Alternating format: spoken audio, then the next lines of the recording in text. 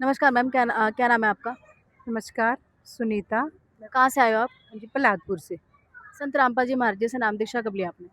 मैं हो गए होंगे कम से भी कम 17-18 साल के करीब। अच्छा, 17-18 काफ़ी लंबा अरसा हो गया आपको संत रामपाल जी महाराज जी से नाम दीक्षा लिए हुए, तो आपका एक्सपीरियंस भी उसी हिसाब से होगा। तो क्या कहना चाहेंगे संत रामपाल जी महाराज जी से नाम दीक्षा लेने के बाद आपका क्या एक्सपीरियंस रहा, क्या अनुभव रहा?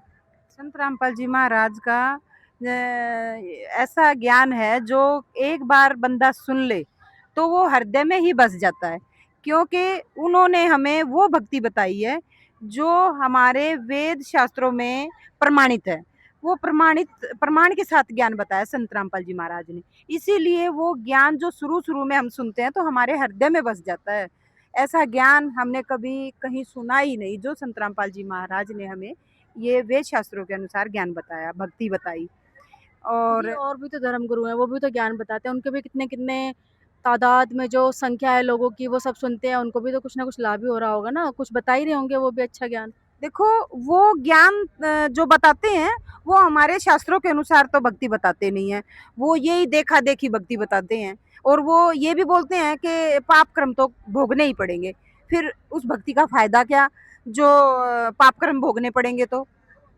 उस भक्ति का कोई करने का लाभ नहीं है, जिसमें हम अपने तो पाप किस कर्म किस भोगेंगे भक्ति तो। से लाभ है? वो हमें संत रामपाल जी महाराज की भक्ति से लाभ है। संत रामपाल जी महाराज जो भक्ति बताते हैं, वे शास्त्रों के अनुसार बताते हैं।